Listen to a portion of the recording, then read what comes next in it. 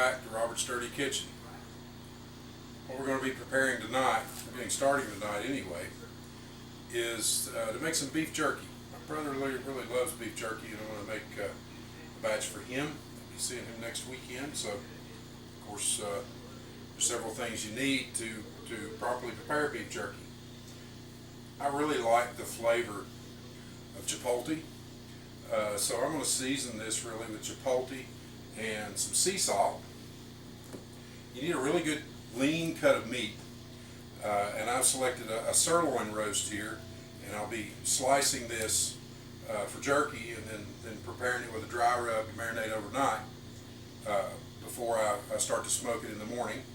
I've got a good sharp knife to slice my beef, and then the other thing that we need is wood chips. Now I'm going to be using these mesquite wood chips. I'm going to soak those in water overnight as well, so that they'll smoke real slow, they'll burn real slow, and I'm pouring these in some water right now.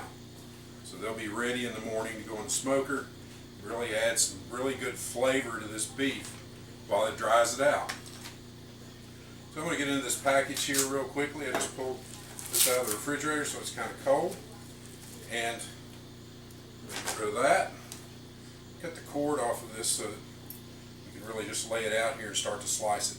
Now what we're going to try to do is slice this in 1/4-inch slices. We're going to try and get it just as even as we can, so that it dries out in the smoker pretty thorough. But what you can do is smoke it for about 3 hours. By then you have all the smoke permutation that you need, and then you can finish it off in your oven for several hours to really get it nice and dry so it's nice and preserved.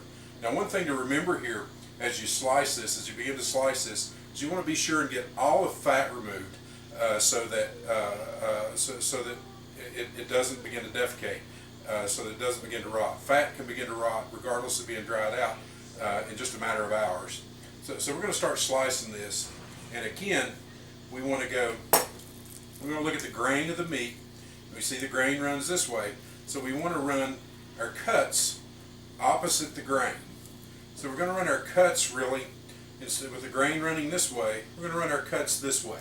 So I'm going to start here on this corner of the meat and just begin to slice off 1/4-inch or so thick slices, just like this. And the ones on the end are going to be pretty small, but that's okay. We just want to keep slicing here. We'll get some longer pieces that we'll then need to separate lengthwise, so that we have some some thin pieces of jerky that we can then. And then the next thing I'm going to do, the thing about a dry rub is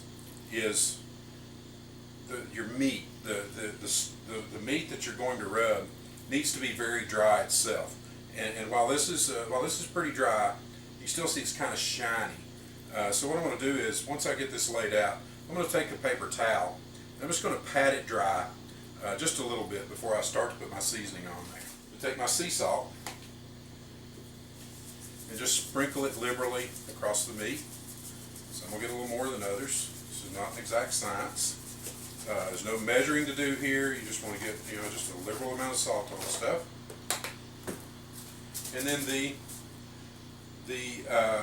chipotle seasoning. I buy this at Sam's Club in the bulk pack like this. We're going to go pretty heavy with the chipotle, because that's where it gets the really good flavor.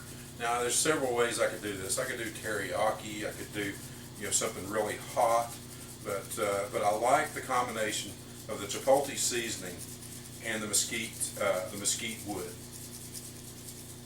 So I'm going to sprinkle this really liberally here, more so than the salt. I want to make sure I get good coverage with this.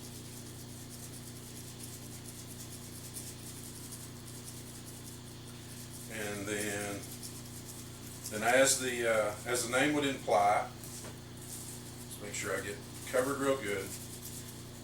I'm going to rub this in real good. Now it looks like I'm really just patting it here to make sure it's rubbed in good, but I want to make sure that sticks to the meat really well. Because what we're going to do now, we're going to flip it all over and do the other side, just like we did this one. Notice I kept my paper towel there because I'm going to dry the back side too.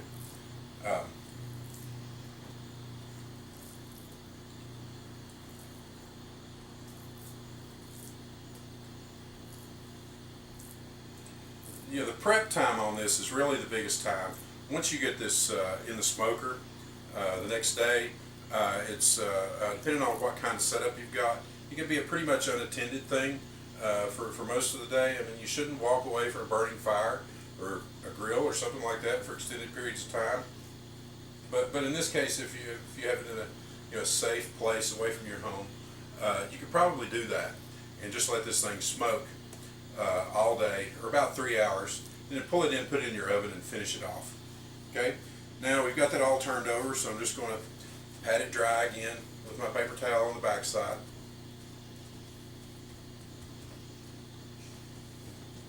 Picking it up a little bit.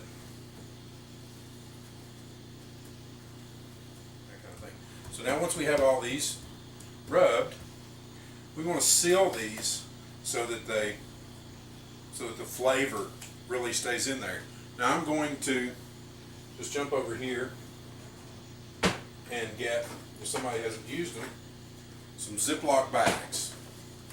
And I may get all this in one Ziploc bag, but I want to pack it in here pretty tight so that no air can get to it. So I'm going to start to put these in here.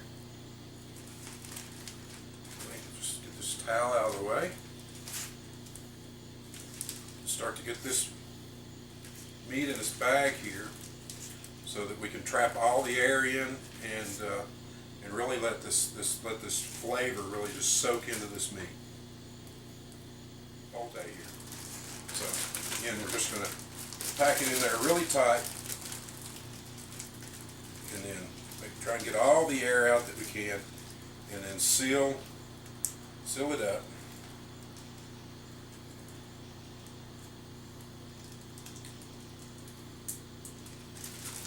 And now we're ready to marinate in the refrigerator overnight.